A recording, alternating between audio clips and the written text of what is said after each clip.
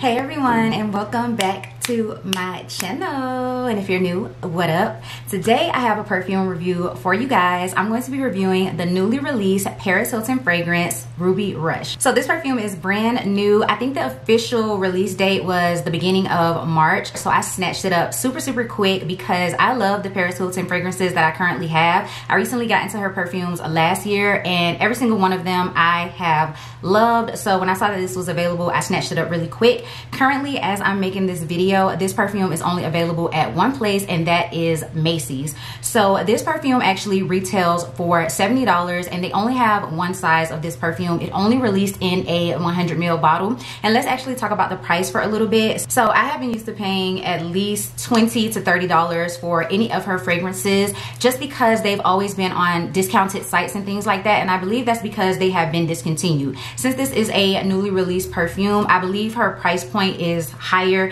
just because of the hype that's going to be surrounding the perfume and the fact that it is newer. Her other fragrances are pretty discounted because they've been around for a while. They aren't, like, you know, heavily talked about and in circulation, heavy rotation like that. So I think that's the reason why they are more discounted. But when you think about it, $70 for a 100 ml bottle of a perfume is not terrible. Yes, it is a celebrity fragrance, but I don't think that that is a super duper high price tag. So I happily paid the $70 for this bottle of perfume. Like I said, it's only available at one place, which is Macy's, but they do offer Afterpay if that is something that you're interested in doing. So yes, the bottle is just like her other Rush fragrances. Currently I only have Gold Rush, but it's just like the other ones, except this packaging is opaque and it's red to go with the theme of the actual perfume. I think it is stunning and beautiful. I love her bottles that look like this. They are just very model-esque. These are definitely statement pieces in your collection. So I think the bottle is absolutely stunning. You just take the little top off like this, and then here is your sprayer. It does emit a fine fragrance mist. It's not like a super heavy spritzer. It's pretty fine. So I actually do like the actual bottle of the perfume. So now let's get into the actual fragrance notes. So I'm on Fragrantica, and the main accords for this perfume is sweet, vanilla, cherry, and floral. It also has some other main accords, but they are like super small, so I'm not gonna pay attention to those. The actual scent notes for the perfume reads as top notes of cherry, whipped cream, hibiscus, middle notes of raspberry bloom, dahlia, and water lily, base notes of vanilla, sandalwood, and musk. So as soon as I saw the scent notes of this perfume, I knew that it would be something that I would like. All of these scent notes together sound like something just really pretty, feminine, elegant, like just something that I would like. So now I'm going to tell you guys what I think the perfume actually smells like. I've been wearing this perfume for a few days now. This is actually, I think, my third day wearing this perfume. So I have a general idea of what I like about it, what I don't like about it, how I feel about it, longevity, sillage, all of that. So I am going to start with what I actually smell in this perfume. So it's definitely a cherry fragrance. You definitely get that sweet cherry. It's not a sour cherry. It's definitely a lot more sweet. This has a really soapy, shampoo-y aspect to it when you first spray it. So it's a sweet cherry, a floral cherry, but it's also a shampoo-y, soapy cherry as well. There's something in here giving it a fresh and clean aspect, and I really think that that is the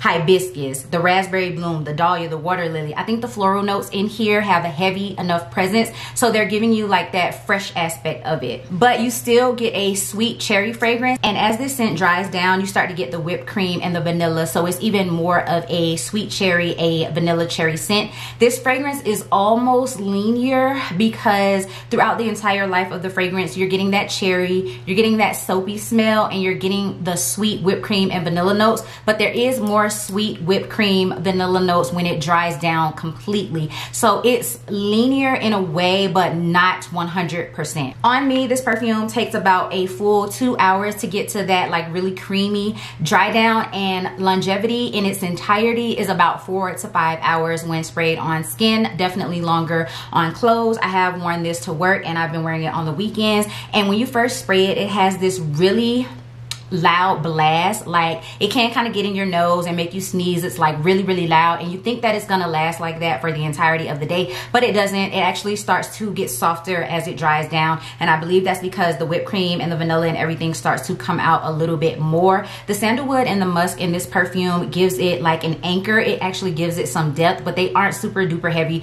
of a presence in this perfume to say like, oh, I smell sandalwood, oh, I smell musk, you know what I'm saying? I feel like they're just an anchor to hold this perfume down. down. So yes, this perfume is definitely a cherry fragrance. If you're into cherry fragrances, I think you would really like it. But that kind of soapy element can kind of come off medicinal. I can see how some people would say that this smells like cherry cough syrup or something like that, just because the way that the florals come into play in this perfume. But overall, I think if you like cherry, you can find some enjoyment in this fragrance. I wouldn't necessarily consider this a gourmand cherry perfume. This is definitely leaning on a sweet floral perfume, because even though the cherry, whipped cream, and vanilla come through in this perfume, I would still rank this as more of a sweet floral scent. So like I said, for longevity, it's not a super heavy, long lasting fragrance, and it doesn't have like a super duper projectile fragrance after about the first hour. But y'all already know how I do my body care layering and things like that, and using Vaseline. I can get this fragrance definitely to last longer, but I did want to test it out for the first couple of days without doing all that, just so I can give you guys like a more thorough review. For those of you who don't want to layer this with any body care, or you don't want to have to use Vaseline and things like that, even though you should, because most fragrances on the market nowadays do not last like an immense amount of time. They are not super duper beast mode type fragrances. They are kind of watered down, so you do have to give them a little bit more oomph, a little bit more help for them to last. So for me, that's not a problem for this being a perfume that lasts only 4 to 5 hours on its own without me doing any type of layering. I think for what it is, a celebrity fragrance, a softer, sweet, feminine fragrance, it does well. As far as layering goes, I do have some combinations that I want to try out with this perfume, but like I said, the last few days that I have been wearing it, I haven't layered it with anything, but I do have some ideas of what I want to layer with. I don't know if they smell good because I haven't tried them out yet, but I was thinking of layering it with Hibiscus Guava Fresca from Bath & Body Works, as well as Velvet Sugar from Bath & Body Works. Those aren't cherry fragrances, but like I said, because this has like more of that soapy clean aspect, I feel like it would layer really nicely with those type of fragrances, because those are more on the sweet side. So I have to test it out and try it. You guys will definitely see this in a scent of the day video if I were to layer it with anything. But now I'm going to do some comparisons. I'm going to compare this perfume to some other cherry fragrances that I have in my collection. So as soon as I saw this and I read some of the comments on Fragrantica, I was thinking about Tom Ford Lost Cherry, and I think a lot of people were thinking about Tom Ford Lost Cherry and hoping that this would be a dupe to it. Let me just say that it is not. I have a decant of Tom Ford Lost Cherry right here, and I did try them out both on my arms just to see how they would do. So Tom Ford Lost Cherry, in my opinion, through and through, this is a sour almondy cherry scent. So it definitely has this almost boozy cherry fragrance to it. It's syrupy as well, and this has that sweet creamy almond fragrance in it. I would almost classify Lost Cherry as more of a gourmand fragrance, because all or most of the base notes for this perfume, they are like gourmand fragrances. You have vanilla, you have benzoin, cinnamon, tonka bean. I would more so classify this one as a gourmand than I would Ruby Rush.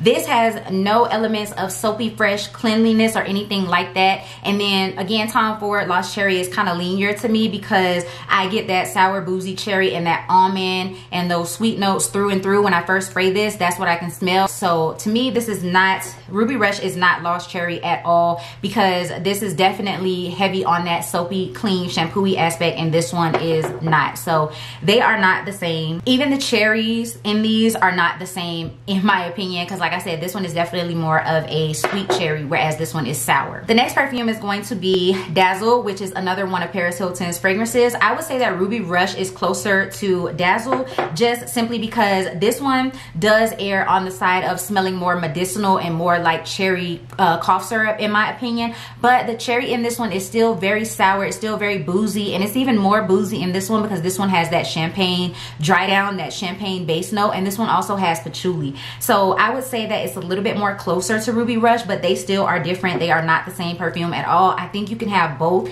in your collection and still enjoy them both. This is more like, this gives me like a party type of scent, like a special event, New Year's, going out to the club, party type of scent, whereas this one is definitely more pretty, more feminine, more like a formal event, more like a bridal shower, a baby shower. Think events like that, where this one is more so like, you know, party. So I think they're different enough, and they don't compare scent notes wise either. This one, like I keep saying, is more of a sweet vanilla, whipped cream, cherry with that floral shampooiness, and then this one is definitely more still boozy, syrupy, almost medicinal, champagne, patchouli type of cherry. So they're totally different, but kind of the same. They lean more the same than Tom Ford Lost Cherry does. I'm pretty sure if you wanted to get more of a boozy cherry, you could definitely mix Ruby Rush with some more boozy fragrances that you have in your collection.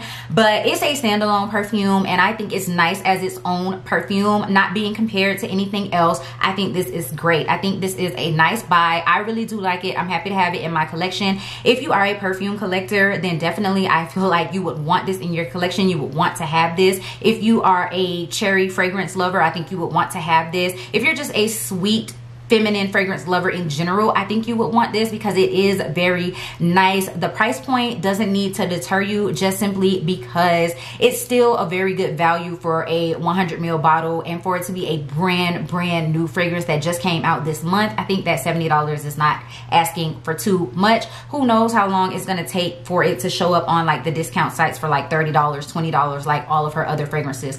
So yeah, I definitely think that this perfume is worth the buy. I'm happy to have it, and that's pretty much all I have to say about this perfume. I will continue to keep wearing this. I will continue to keep layering it with things, and I will show you guys what I end up layering with it in my scent of the day shorts video, so make sure that you stay tuned for that. But that is everything that I have for this video. That's everything that I wanted to talk to you guys about with this fragrance. Very short, simple review. I hope you guys enjoyed it. If you did, you already know, go ahead and give it a big thumbs up and leave me a comment down below. Let me know if you're gonna pick this perfume up. If you already have, what do you think about it?